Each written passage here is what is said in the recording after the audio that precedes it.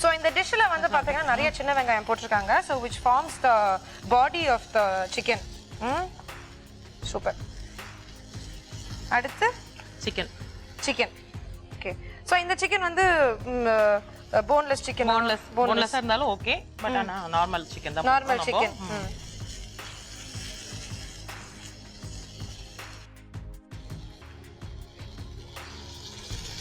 Okay super. So இப்போ நம்ம சால்னால வந்து பார்த்தீங்கன்னா சிக்கன் இறக்கியாச்சு. ஸோ அந்த சிக்கன் நல்லா குக் ஆகணும். குக் ஆகணும், கொஞ்சம் குக் ஆகணும். இதுக்கு காரம் கொஞ்சம்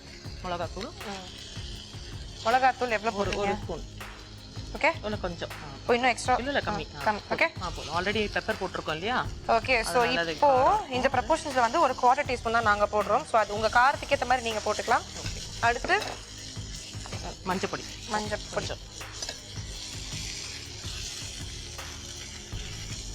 கொஞ்சம் உப்பு, தேவையான அளவு. ஓகே, ஸ்டோ பண்ணிக்கலாம். கொஞ்சம் ஸ்டவ் ஸ்டோ பண்ணிக்கலாம். தண்ணி இப்போ ஊற்ற கொஞ்சம் இது மசாலாலாம் இது வேணும். ஊற்றிட்டுமா? சிக்கன் வேகிற அளவுக்கு இருந்தால் போதும். ஊற்றிட்டுமா? ரைட், போதும். இப்போ சால்னா அப்படின்னு சொல்றாங்க இல்லையா? சோ குழம்புக்கும் சால்னாக்கும் என்ன டிஃபரன்ஸ்? என்ன கன்சிஸ்டன்சி? ஆக்சுவலா பாத்தீங்கன்னா மோஸ்ட்லி இது ரைஸ்க்குலாம் செட் ஆகாது. பரோட்டா அத மாதிரி சாப்பிடலாம். Side dish, chapati. ஆமா, சைடு டிஷ். சால்னானாலே வந்து உங்களுக்கு ரைஸ்க்கு சுத்தமா செட் ஆகாது. சப்பாத்தி, பரோட்டா அத மாதிரி வந்து தோசை. தோசைக்கு சாப்பிடலாம் இருந்துச்சுன்னா. ஆமா, ஆனா பரோட்டா தான் special. Parotta and chapati special. Okay super. So salna வந்து ஒரு பக்கம் பாத்தீங்கன்னா நம்ம சிக்கனை போட்டு தண்ணியும் போட்டு மிக்ஸ் பண்ணிருக்கோம். கொஞ்சம் தண்ணி போடுங்க. ஏன்னா இது கொஞ்சம் பாயில் ஆகணும் இல்லையா? இது ஒரு 5 மினிட்ஸ் பாயில் ஆகும். 5 மினிட்ஸ். ஃபாஸ்ட் வச்சுக்கோமா? கொஞ்சம் மீடியம். மூடி வச்சிடலாம். லைட். ஆமா, மூடி வச்சு.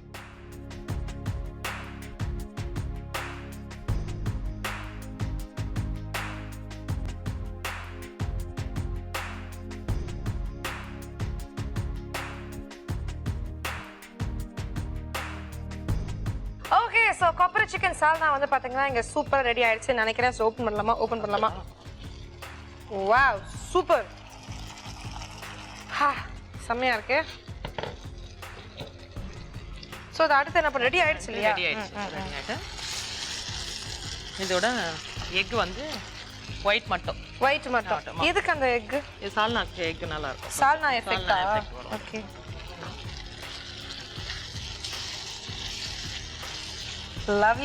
Lovely super.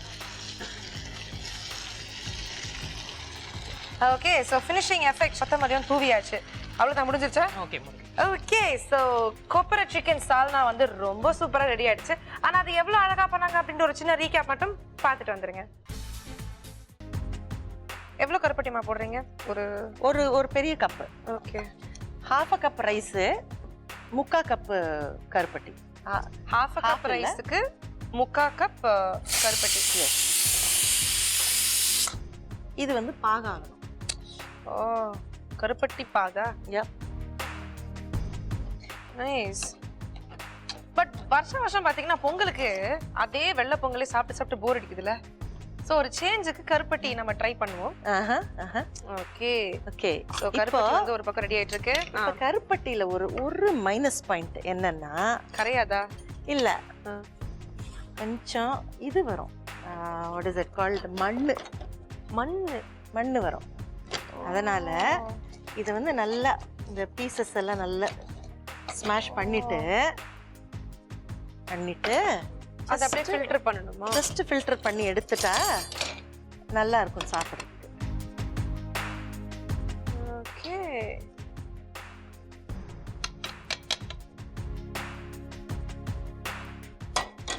Okay. Super.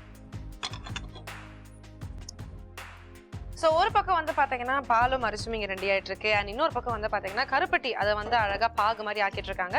So அதுலேருந்து மண்ணெல்லாம் ஃபில்டர் பண்ணியாச்சு. ஸோ அடுத்து என்ன ஸ்டெப்மா? அடுத்து இது வந்து பாகு ஆகணும். பாகு ஆகணும். ஃபில்டர் தானே பண்ணியிருக்கோம். இது பாகு ஆகணும். ஓகே. அதுக்குள்ள இந்த ரைஸ் ஆயிடும். இது கொஞ்சம் இருக்கட்டும். ஏன்னா அதுக்கப்புறமா நமக்கு தலை தலைன்னு ஆறதுக்கு கொஞ்சம் தண்ணி வேணும், அதனால இது இருக்கட்டும். Okay. இது இருக்கட்டும், இது பாகாகும். பாகாத். ஓகே, ஸோ ஒரு பக்கம் வந்து பார்த்தீங்கன்னா ரைஸிங் ரெடி ஆயிட்டு இருக்கு, இன்னொரு பக்கம் வந்து நம்ம பாகும் ரெடி ஆயிட்டு இருக்கு.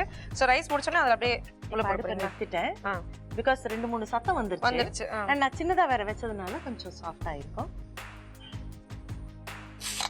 இப்போ இந்த ப்ரெஷர் ரிலீஸ் ஆகணும். இங்க வச்சிடலாம் ஒரு நிமிஷம்.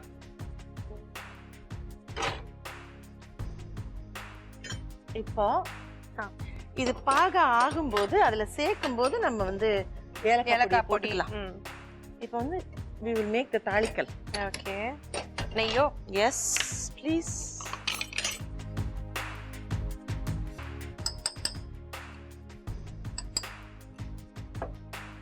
இதுல கொஞ்சம் அப்புறமா நெய் விடணும். தாளிக்கல் ஜஸ்ட் 1 டேபிள் ஸ்பூன் விட்டா போதும். Okay, super. அச்சா, இப்போ ஃபர்ஸ்ட் முந்திரியை போட்டுருங்க.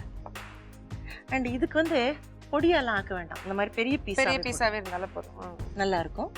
ஃபர்ஸ்ட் முந்திரி போடுங்க, அது பொரிஞ்சு முக்காவாசி வரும்போது திராட்சை போட்டுக்கலாம்.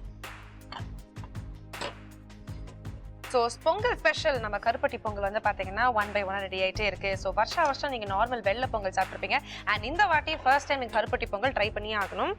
ஓகே, ஸோ இது பொரிஞ்சு வந்துட்டு இருக்கு இல்லையா?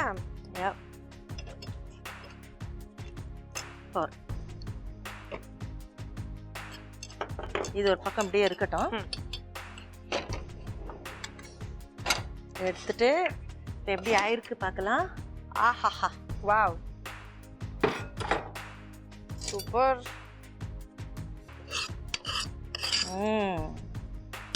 nicely done. அண்ட் சக்கரை பொங்கல் குழஞ்சா கூட பிரச்சனை இல்லை. குழையணும். இப்போ இந்த இது இருக்கு பாருங்க, இத கொஞ்சம் அதுல போடுறீங்களா? விட்டுட்டு ஜஸ்ட் எல்லாம் ஒரு கோர்வியா சேரணும்ல.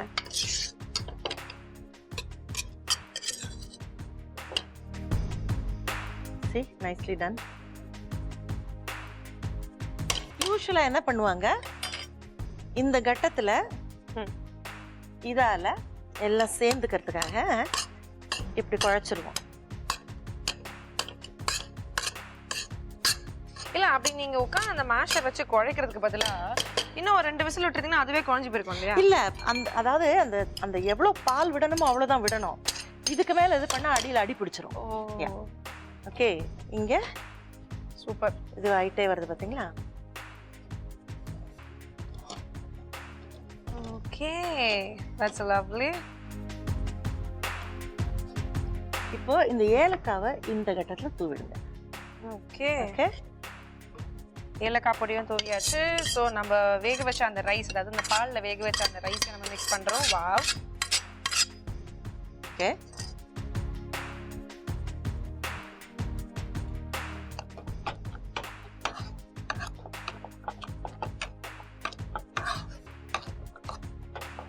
இந்த கட்டத்துல கொஞ்சம் நெய் விடுங்க.